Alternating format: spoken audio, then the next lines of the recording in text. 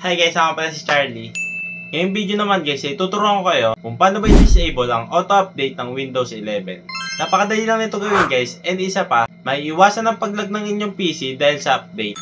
Pero bago lahat, kung di ka pa nakapag-subscribe sa channel ko, mag-subscribe ka na. At pakilike na rin ang video na to guys. So tara guys, simulan natin.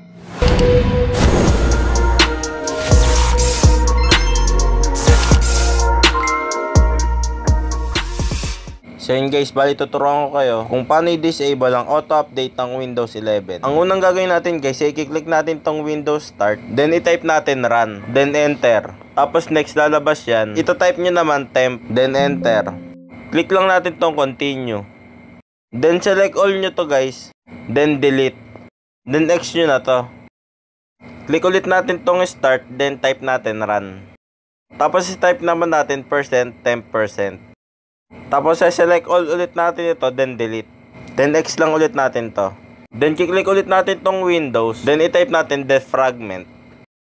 Then i-optimize lang natin tong C drive natin. Open ulit natin tong Windows Start, then i-type natin Services. Lalabas tong Services. Next, hahanapin lang natin yung sysmain. Right click natin tong sysmain, then Properties. Click nyo lang tong Startup Type, then Disable. Then stop nyo tong service status. After nyan, apply nyo na and okay. Next naman, hanapin natin ang Windows Search.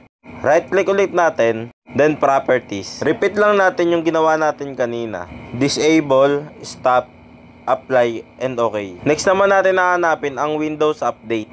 Right click lang natin ulit, then Properties. Disable ulit natin, stop, apply, and okay. Next, click ulit natin tong Windows Start, then i-type natin Run.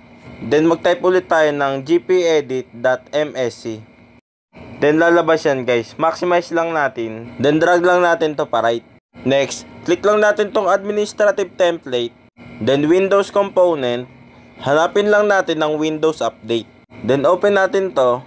Then click nyo yung manage end user experience. Then double click nyo yung configure automatic updates. Tapos i-disable natin to guys. Then apply and okay. Next, mag-open ulit tayo ng Windows Start.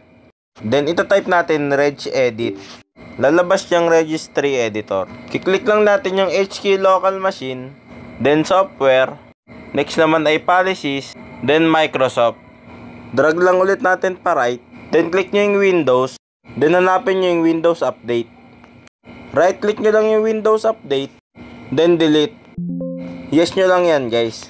After nyan guys, right click natin tong Windows. Then click nyo yung new, then key.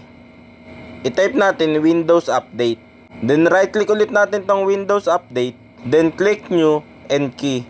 Type naman natin AU. Then i-click nyo yung AU. Tapos right click nyo tong sa kanan.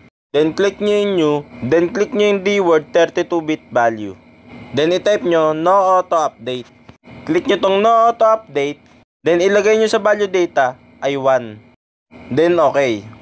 Yun lang guys, ganun lang kadali disable ang auto-update ng Windows 11. Sana'y may tutunan kayo sa video ngayon.